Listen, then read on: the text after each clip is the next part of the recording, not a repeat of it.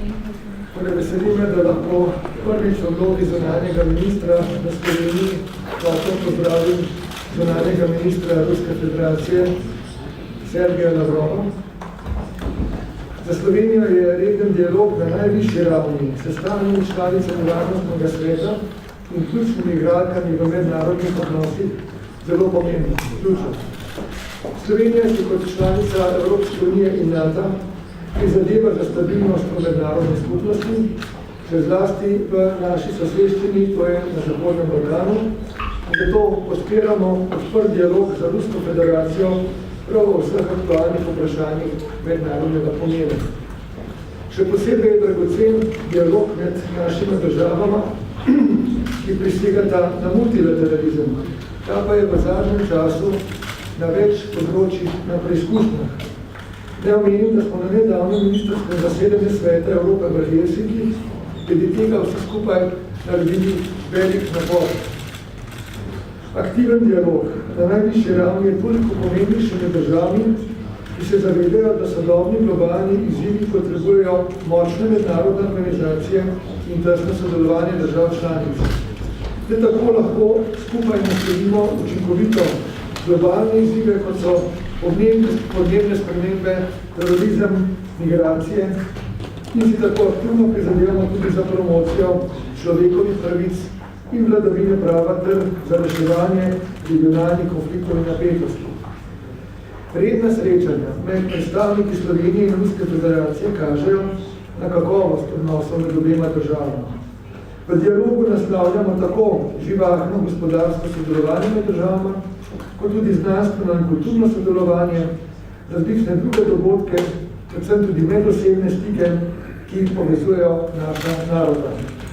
Naslavljamo seveda tudi vprašanja, tako je bilo tudi danes v pogovoru s kolegom Lavrovom, kjer nimamo enakih političnih stališč.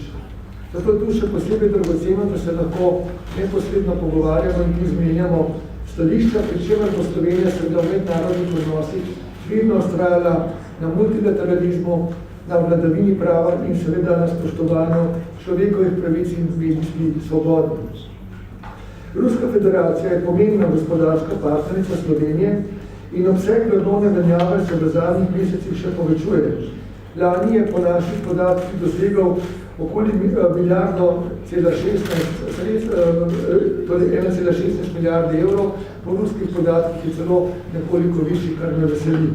Rusija se uvršča na 4. mesto po vrednosti slovenskih neposrednih naložb v tujini. Naša država je tudi vse bolj priljubljena turistična destinacija ruskim gostom. In seveda še marsikaj bi lahko povedal o sodelovanju. Pomembno vlogo pri pospeševanju gospodarskega sodelovanja seveda ima medvladna komisija za gospodarsko sodelovanje, ki se bo ponovno sestala 13. in 14. junija v Sloveniji in tej komisiji, kot veste, so predseduje. Z ruske strani še naprej predseduje minister za digitalni razvoj, zveze in množične komunikacije gospod Noskov. Zunanje ministrstvo pripravlja tudi prvi obisk predsednika vlade Šarca za gospodarsko delegacijo, če bo možno v Moskvi, in to bo predvidoma sredini septembra. In tukaj je bil danes izkazan tudi ruski interes za ta obisk, za kar se seveda ministru Lavrovu lepo zahvaljujem. Del pogovora sva že sinoči namenila aktualnim mednarodnim vprašanjem, predvsem pa Zahodnemu Balkanu, katerega stabilnost je v našem skupnem interesu, kot veste, posebej tudi v interesu Slovenije. Sodelovanje in dialog ter sprejemanje reform sledi na pot za rešitev ostalih odprtih vprašanj na tej regiji, da ne bi prihajalo do novih napetosti. In Slovenija tudi pomen aktivne vloge Evropske unije v regiji, pomen evropske perspektive za države regije, ki si to evropsko perspektivo seveda želijo. In to je tudi nek najmočnejši motor sprememb v teh državah. In zato seveda cenimo vsako vrsto dialoga in aktivnosti, ki grejo v to smer. Z kolegom Lavrovom smo govorili tudi o drugih mednarodnih izzivih, kot so denimo terorizem, kriza v Siriji in Libiji, stopnjevanje napetosti z Iranom, odnosi s Kitajsko.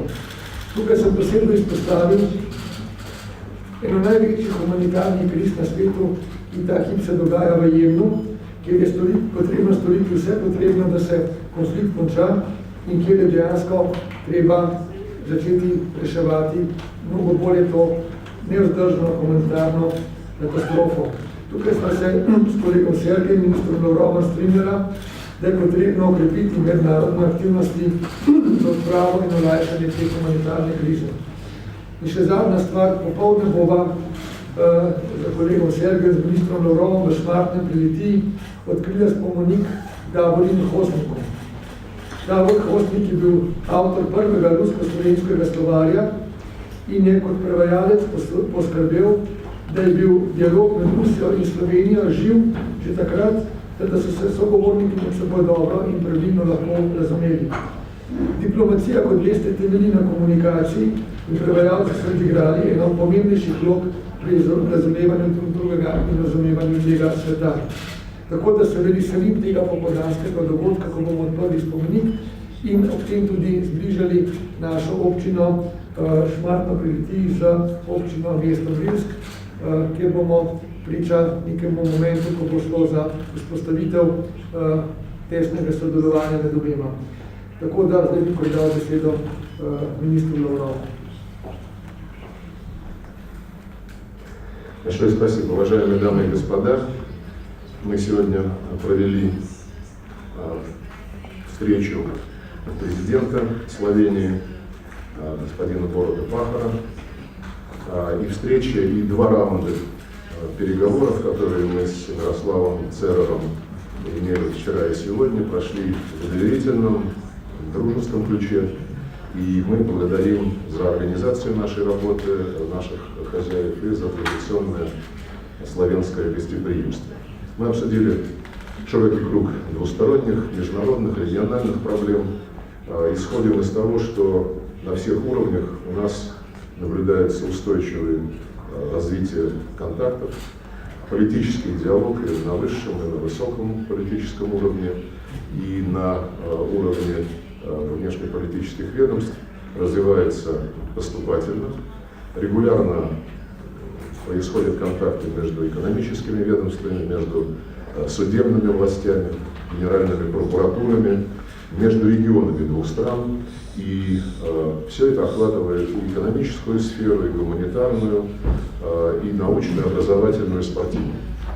Мы большое значение придаем деятельности межправительственной комиссии, которую Мирослав Церер возглавляет вместе с российским министром Константином Носковым, и условились, что к очередному заседанию, которое состоится здесь, в Любляне, в середине июня, будут подготовлены дополнительные инициативы для рассмотрения в интересах наращивания нашего экономического сотрудничества, инвестиционного сотрудничества. Есть перспективные проекты в энергетике, в транспортной инфраструктуре, в телекоммуникациях, в фармацевтике и в других областях. Мы договорились развивать поощрять прямые контакты между бизнесменами двух стран, контакты между торгово-промышленными палатами и деловыми советами. Ждем представительную славянскую делегацию на очередном Санкт-Петербургском международном экономическом форуме в начале июня во главе с министром экономики и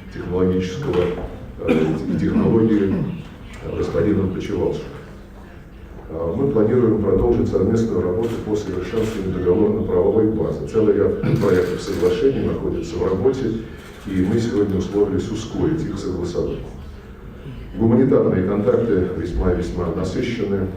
Осенью прошлого года мы завершили прошедшие весьма успешные перекрестные сезоны культуры. И, конечно же, накопленный в рамках этих мероприятий опыт будет последован в рамках празднования в середине следующего месяца 15-летия со дня основания форума славянских культур со штаб-квартирой в Любляне. Это уникальная неправительственная организация, была создана в 2004 году по инициативе президентов России и Словении, и она осуществляет серию очень важных проектов, нацеленных на сохранение общего культурно-исторического наследия славянских народов, популяризацию достижений живописи, литературы, театра, кино. Мы поддерживаем создание, мы благодарим за поддержку властями Словении инициативы о создании на площадке Центра европейских космических технологий в городе Витании Гагаринского центра высоких технологий. Считаем, что это может стать очень важным диалоговым форматом, который призван способствовать продвижению и углублению наших связей в области космических и инновационных исследований, а также в рамках просветительских программ.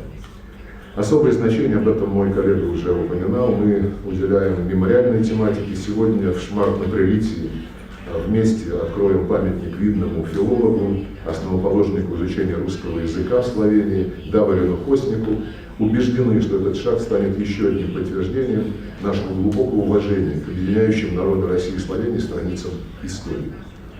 Выражаем признательность нашим славянским друзьям за поддержку мероприятий в русской часовне под перевалом Ршич, за установленный в Любляне в 2016 году памятник российским и советским воинам, погибшим на славянской земле в годы Первой и Второй мировых войн. Мы благодарны словенцам за заботу обо всех мемориалах, которые посвящены событиям тех лет и которые связаны с нашими соотечественниками.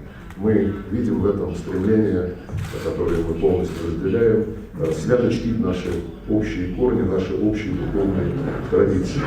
Одновременно мы договорились ускорить работу по созданию в Москве, в Российской Федерации, памятника словенцам, которые пали на нашей земле в годы Первой и Второй мировых войн.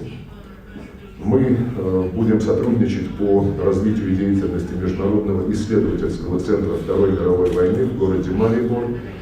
Когда там открывался музей, я имел честь вместе с президентом Пахаром участвовать в этой церемонии. Впоследствии на базе этого музея был создан упомянутый мной исследовательский центр Второй мировой войны. В задачи этого центра входит распространение объективной информации об итогах и уроках событий 39-45 годов прошлого столетия. Центр занимает здание бывшего нацистского концлагеря для советских военнопленных, и размещенные в нем экспозиции представляют собой строгое назидание о неприемлемости фальсификации истории и попустительства в отношении героизации нацизма, а такие попытки, к сожалению, мы наблюдаем. Что касается международной тематики, то у нас был очень откровенный, конструктивный, полезный обмен мнениями. Мы ценим то, что в Любляне, как и во многих других европейских столицах, выступают за нормализацию отношений между Российской Федерацией и Евросоюзом. Мы разделяем такой настрой и видим возможности для изменения нынешней совершенно нездоровой ситуации. Мы также говорили о целом ряде конфликтных ситуаций на Балканах, на Ближнем Востоке, на севере Африки. У нас здесь, по-моему, общая линия на то, что все это необходимо регулировать через политический диалог, который должен вовлекать все конфликтующие стороны, не пытаясь давать кому-то предпочтение, как это, собственно, принято в рамках Организации Объединенных Наций, в рамках Устава ООН зафиксирован принцип мирного регулирования споров. Считаем, что это применимо ко всем ситуациям, которые привлекают внимание мирового сообщества в регионах и Юго-Восточной Европы, и на Ближнем Востоке. В целом мы удовлетворены итогами переговоров, продолжим обсуждение актуальных вопросов двусторонней повестки дня, региональных дел на предстоящей сразу после пресс-конференции встрече с представителем правительства Словении Марией Шарицей. Спасибо за внимание.